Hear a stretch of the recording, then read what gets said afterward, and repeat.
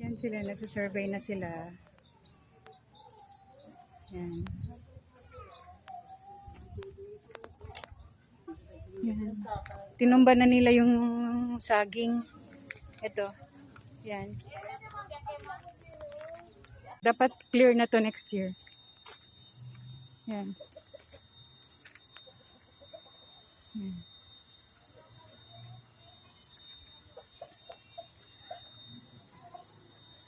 Pumunta kasi kayo dito last time, hindi kayo dumaan para makita niyo ulit.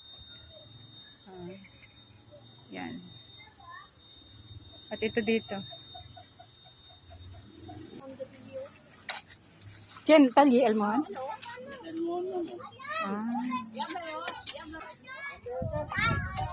Kasabigad sila na, ang mo ko na, maskin tapaw.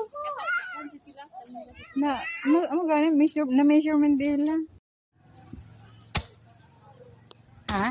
Ano? Este? De una. Buya ba sili? De una este. Araw na na. Ano eh? Kinisili butyak na. Ah, okay, oo. Sige sila alaw. Si. Como de una ga siya medio ya sa diretsa no. Otre ara. Dala de giveaway. Pero dito to wala yung nikikaran.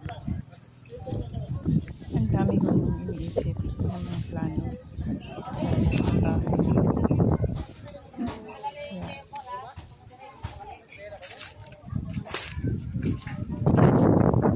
Ito na mga kapitbahay ko. Kung sila ng maliit na area para makapagtanim-tanim sila ng gulay. Kaya kung makikita nyo, nakapasok ngayong bahay. Ito may mga friends. Meron silang friends na nilagay. Pero yung mga tinanim nila dyan is area ko pa rin. Wala namang problema kasi nakausap ko na sila. Willing naman tanggalin pag kailangan ko ng area. Actually, mga mahal, kahit naiwanan namin itong bahay, pero every time naman ako umuwi dito sa Zamboanga, pinupuntahan ko itong bahay namin at sinisilip ko.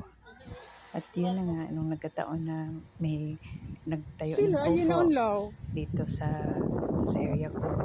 So, pinatanggal ko, pinagiba ko yung kubo nila. At pinitira ko diyan sa loob. Sa bahay. Willing man sila.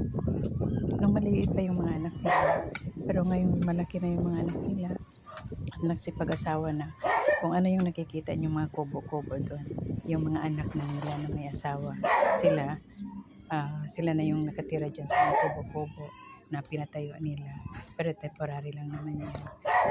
Gaya din ng iba, willing din naman nila silang tanggalin o gibain yung kubo-kubo para umalis. So wala namang problema sa kanila. May kaldo, diha no.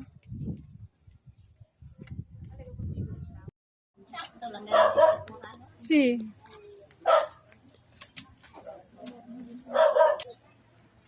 Nakigana ya. Mira mo.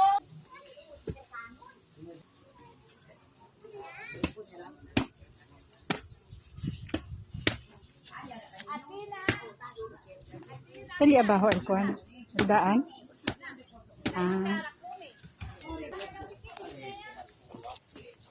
Pakilaya?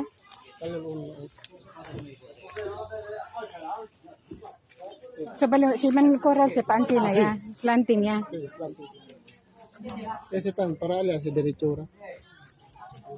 Akal onde en kontra. Sí, na medyo bangit para no. Wala slanting kami kita. Oo.